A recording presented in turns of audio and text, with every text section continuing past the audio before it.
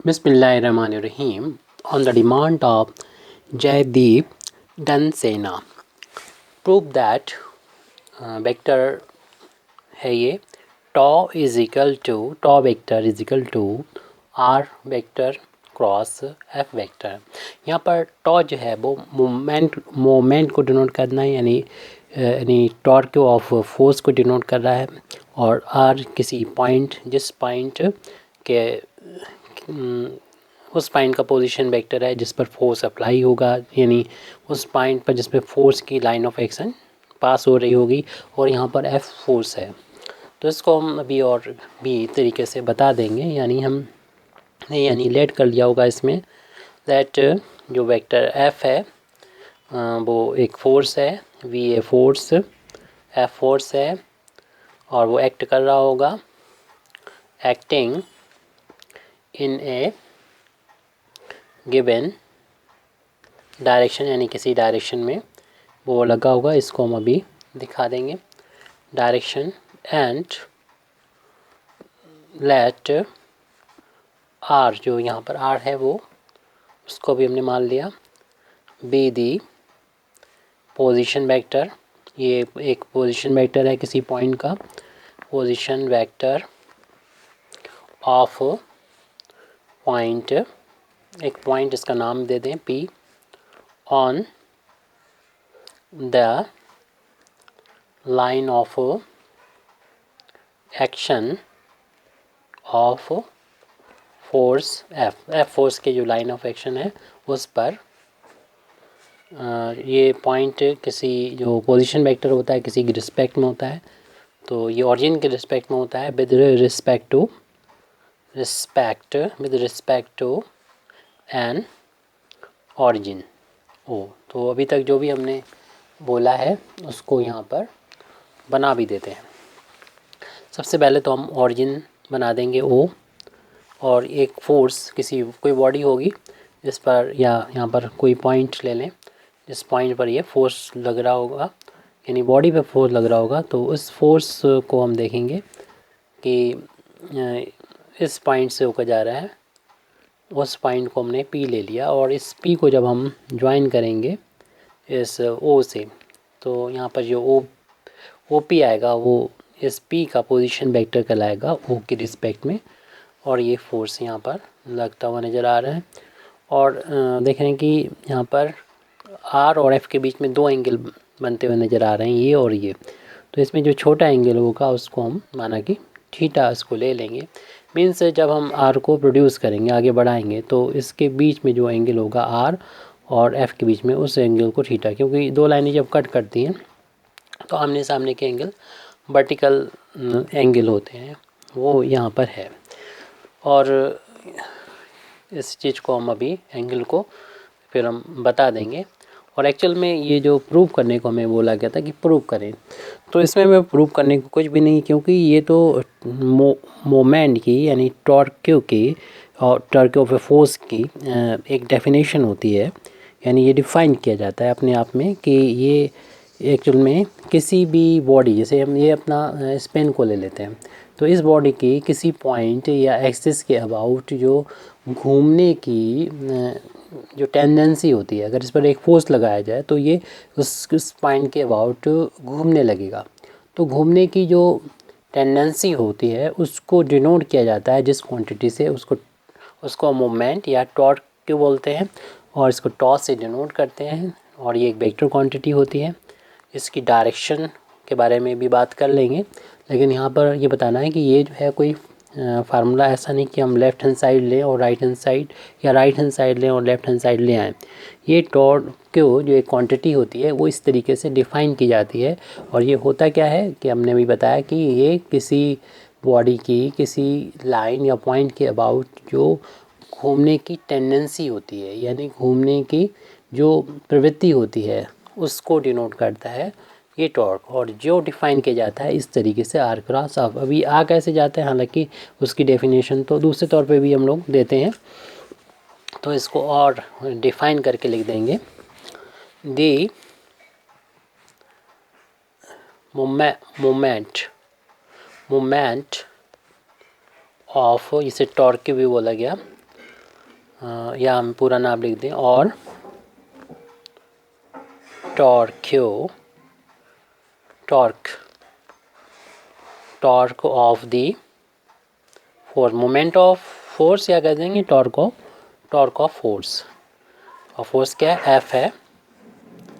F एक vector quantity है, क्योंकि फोर्स वेक्टर होता है ऑफ फोर्स अबाउट ओ, यानी ओ के अबाउट उसका मोमेंट क्या होगा, टॉर्क क्या होगा, इज़ डिफाइन, यानी ये डिफाइन किया जाता है, डिफाइंड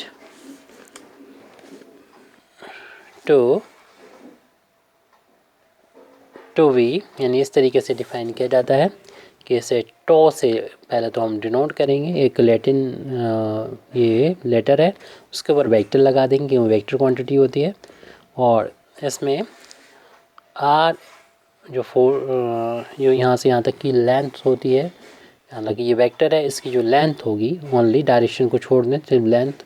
और इसी तरीके से फोर्स इस पे जो लग रहा है किसी बॉडी पर, इस पॉइंट पर यानी लग रहा है, ये पॉइंट से जा रहा है, यानी फोर्स की जो लाइन ऑफ एक्शन होती है उस पर ये पॉइंट है। तो इस फोर्स की बात कर रहे हैं, फोर्स को हमने एफ से डिनोट किया था, वेक्टर है ये क्वांटिटी, लेकिन इसका हमें मॉडुलस लेना होगा एफ। और इन दोनों के बीच का एंगल जो है आर और एस, जो छोटा वाला एंगल है, स्मॉलर एंगल, उसको लिखा जाएगा इंटू साइन थीटा। इस तरीके डिफाइन करते हैं। ये तो इसका टॉक ऑफ मैग्नीट्यूड हो जाएगी, इसकी वैल्यू कितनी होगी, मैग्नीट्यूड कितना होगा। उसकी डायरेक्शन को यहाँ से और मल्टीप्लाई करते हैं। डायरेक्शन जो होती है वो इस आर और एफ दोनों पर परपेंडिकुलर होती है, और वो ऊपर भी हो सकती है ऐसे, नीचे भी, तो किधर होगी, तो आप देख लीजिए आर की तरफ से हम एफ़ की तरफ जाएंगे, कैसे, राइट हैंड रूल का यूज़ करते हुए, इस तरीके से राइट हैंड थंब रूल का यूज़ करेंगे, यानी हम बेस बनाएंगे, इसको यहाँ से करेंगे, उंगली को ऐसे निकालेंगे और एफ़ की तरफ ले जाएंगे, तो अंगूठा हमें बता रहा है कि ऊपर की तरफ जो है इसकी डायरेक्शन होगी। इस डायरेक्शन को हम यहाँ पर एन कैप से डिनोट कर रहे हैं। ये एन कैप लग जाता है, उसका मॉडुलस 1 के इक्वल होता है, यानी मैग्नीट्यूड में ये चेंज नहीं करेगा, लेकिन डायरेक्शन में बता दें कि इसकी डायरेक्शन जो होगी वो इस प्लेन पेपर के ऊपर की तरफ होगी। तो यहाँ पर थीटा के बारे में बताते हैं, थीटा है क्या, क्योंकि वहाँ बनाया है भी लिखा नहीं है। वेयर थीटा इज़, क्योंकि दो एंगल बन रहे हैं, एक ये बड़ा है एक छोटा, तो हम बात करेंगे छोटे वाले एंगल की। The theta is the smaller angle